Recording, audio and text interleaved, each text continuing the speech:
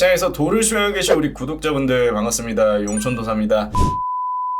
이번 주 국내 증시는 이 공매도 금지 소식으로 인해서 사실상 하루 천하가 열린 이후에 현재 2거래일 연속 하락 마감이 이루어졌는데, 그럼 앞으로 우리 국내 증시 과연 괜찮을까요? 저는 괜찮다고 말씀드릴 수 있을 것 같습니다. 왜 괜찮은지 이번 영상을 통해 확실하게 정리를 해드릴 테니까 현재 유가증권 시장에 참여하고 있는 여러분들은 안심하시고 국내 증시에서 또 좋은 종목을 잡아가는 기반을 만드셨으면 좋겠습니다. 바로 보겠습니다. 우선 코스닥 지수 같은 경우에는 최근 20년 이내에 가장 가파른 상승이 나왔어요. 사실상 공매도 금지 소식과 함께 사이드카가 발동하면서 이번 주 월요일에 11월 한 달 동안 나와줘야 하는 상승이 하루 만에 다 나왔죠. 그리고 나서 2거래일 연속 하락 마감이 이루어졌는데, 가파른 상승에 대한 부작용으로 하루 정도는 되돌림이 나올 수 있다고 치더라도 오늘까지는 왜 떨어졌냐? 우선 첫 번째로는 국내 증시뿐만 아니라 주변국 모두 하락 마감이 이루어졌습니다. 하락이 나온 근본적인 이유는 일단 나스닥 지수가 최근에 8거래일 연속 상승 마감이 이루어졌기 때문에 최근 2년 이내에 나스닥 지수가 8거래일 연속적인 상승을 보인 적이 없었어요. 그렇다 보니까 상승 피로도를 소화할 수 있는 일시적인 소강 국면에 들어갈 수 있는 게 첫 번째고요. 두 번째로는 연준 제롬 파월 의장의 연설이 남아 있습니다. 제롬 파월이 앞으로 매파적 스탠스가 아니라 비둘기적 스탠스로, 이번에 FOMC 성명서에서 확인이 됐던 것처럼 연준이 오히려 조기 긴축을 앞당길 수 있을 정도로 좋은 방향성을 보여준다면 증시는 그 즉시 반등을 시작하겠죠. 하지만 지금까지의 제롬 파월의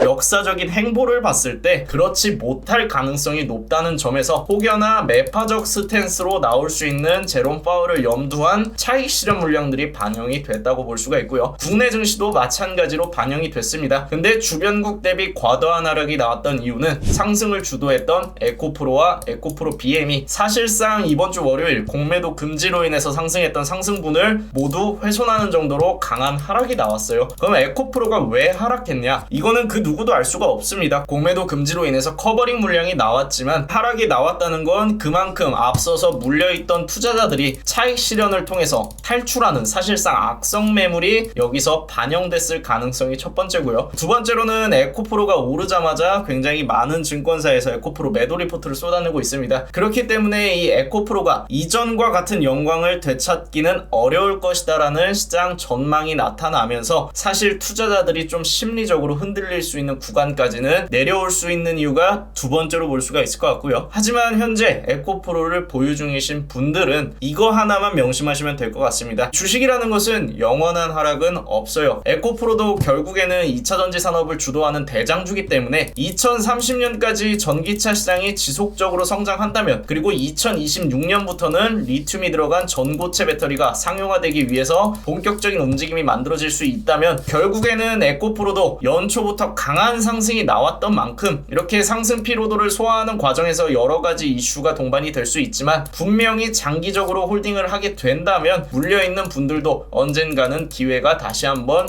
올 수 있다는 점 참고를 하셔서 너무 무리하게 매수나 매도로 대응하지 말고 장기적 관점에서 보시는 걸 권장을 드리고 싶습니다. 그리고 에코프로와 에코프로 BM은 말씀드렸던 것처럼 하락이 영원하지 않기 때문에 결국에는 시장에 줄 수 있는 이 변동성에 대한 영향력도 점진적으로 감소할 수밖에 없고요. 그래서 결과적으로 보면은 현재 코스닥 지수는 월봉으로 봤을 때 이번 한 달 동안 필요한 상승이 사실 다 나왔습니다. 그래서 이 정도 윗꼬리를 통해서 상승 피로도를 소화하는 건 당연한 현상이라고 볼 수 있고, 여기에 현재 기여하고 있는 게 에코프로를 포함한 2차전지 주도주들이 조금 더 변동성을 키워가고 있지만, 그럼에도 불구하고 여러분들이 걱정하지 않으셔도 되는 건 첫 번째로는 추세를 훼손하지 않았습니다. 지난 두세 달 동안 가파른 하락이 나오는 과정에서 연 저점을 이탈하지 않았기 때문에 훼손되지 않았고요. 올 한 해를 피보나치 기준으로 보더라도 0.236 수준에서 한번 지지를 받고 시장 밸류가 최근 20년 이내에 최저치에 근접한 수준까지 내려왔었기 때문에 확실하게 이 자리는 저점이라는 근거를 우리가 밸류에이션을 통해서 찾아볼 수가 있고요. 세 번째로는 이 밸류에이션이 최저치에 근접하는 과정에서 말씀드렸던 것처럼 연저점을 이탈하지 않았기 때문에 이 자리가 분명히 저점이 될 수 있다는 점입니다. 저점이 잡혔다면은 기술적 반등이 나오는 거는 당연한 사실이고요. 네 번째로는 지난 두세 달 동안 시장 하락을 주도했던 이 불확실성 3대 요소가 완화가 되고 있다는 점이겠죠. 첫 번째로 국제유가 같은 경우에는 중동 분쟁으로 인해서 인해서 이 지정학적 리스크로 인해 불과 저번 달까지만 하더라도 100달러를 넘어갈 거다라는 전망이 계속해서 나왔었어요. 하지만 현실은 현재 77달러입니다. 그리고 어제 국제 유가가 하락한 이유는 지정학적 리스크가 계속되고 있음에도 불구하고 중국의 경제 지표에 조금 더 민감하게 반응하고 있다. 그만큼 중동 전쟁이 현재 줄 수 있는 시장 영향력이나 국제 유가에 줄 수 있는 영향력은 제한적일 것이라는 전망에 이 국제 유가와 관련된 불확실성은 어느 정도 해소가 될 수 있다고 볼 수 있고요. 두 번째로 봐야 되는 건 국채금리입니다. 국채금리 장기물이 높은 수준을 유지하게 된다면 연준은 오히려 추가적으로 금리를 인상하지 않아도 국채금리가 충분히 시장을 냉각시켜주는 효과가 있다고 이번 FOMC 성명서에서 발표했기 때문에 앞으로 국채금리가 오른다면 단기적인 변동성은 확대될 수 있지만 오히려 조기 금리 인하를 앞당길 수 있는 장기적인 모멘텀으로도 분명히 해석이 가능합니다. 그렇기 때문에 국채금리 또한 시장에 줄 수 있는 영향력은 감소할 수밖에 없고요. 마지막으로 통화긴축, 이번 연준의 성명서에서 마찬가지로 확인이 되었죠. 성명서를 보면은 추가적인 금리 인상은 조금 더 신중하게, 그리고 미국의 경기가 둔해질 수는 있을지언정 경기 침체가 오지 않고 인플레이션을 잡아가는 게 핵심이라고 발표를 했기 때문에 현재의 고금리 수준을 유지할 수는 있지만 추가적인 금리 인상은 제한될 가능성이 높습니다. 그래서 실제로 오늘 12월 FOMC에서 금리를 동결할 전망이 불과 한 달 전에는 25%였지만 현재는 90%까지 올라갔어요. 사실상 금리가 동결될 가능성이 높다는 소리겠죠. 그리고 국내 수출향 동향 또한 상저하고 형태로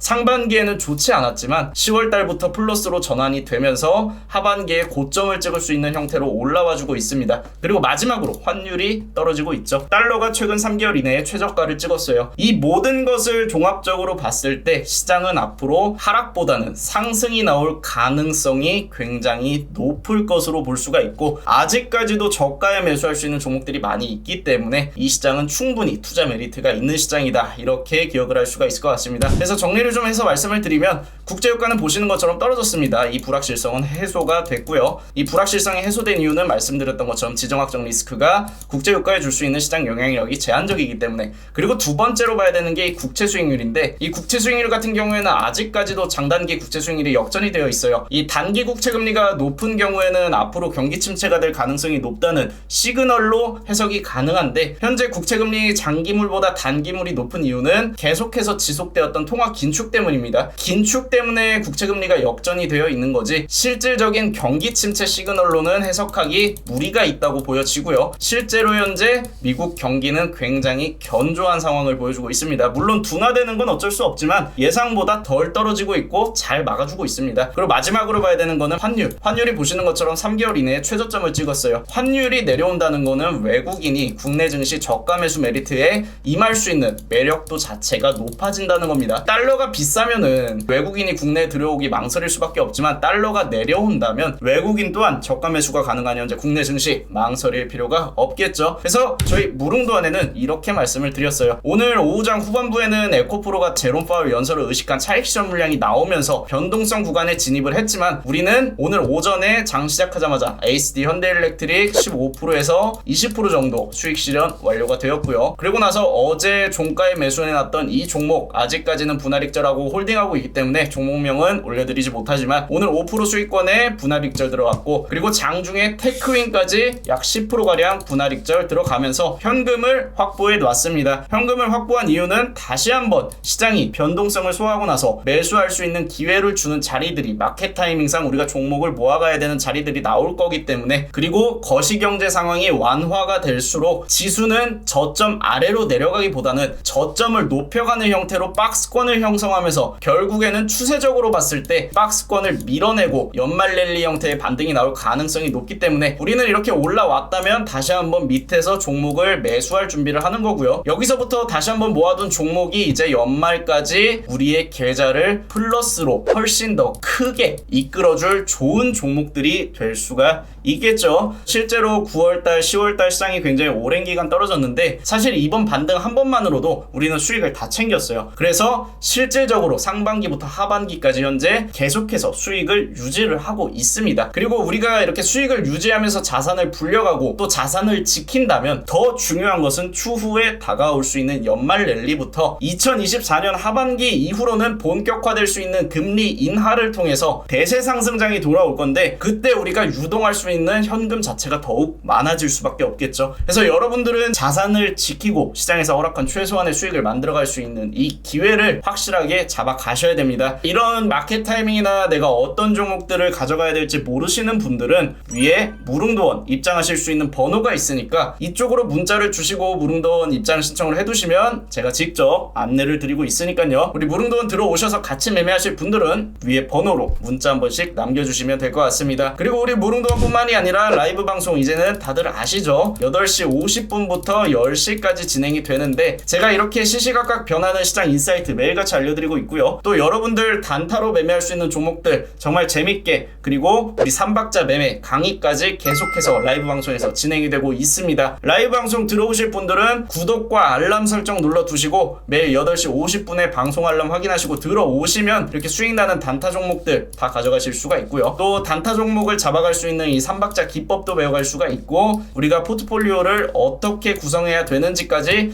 다 배워가실 수가 있을 것 같습니다. 그럼 오늘 영상 여기서 마무리하도록 하고 또 내일 같은 시간에 만날게요.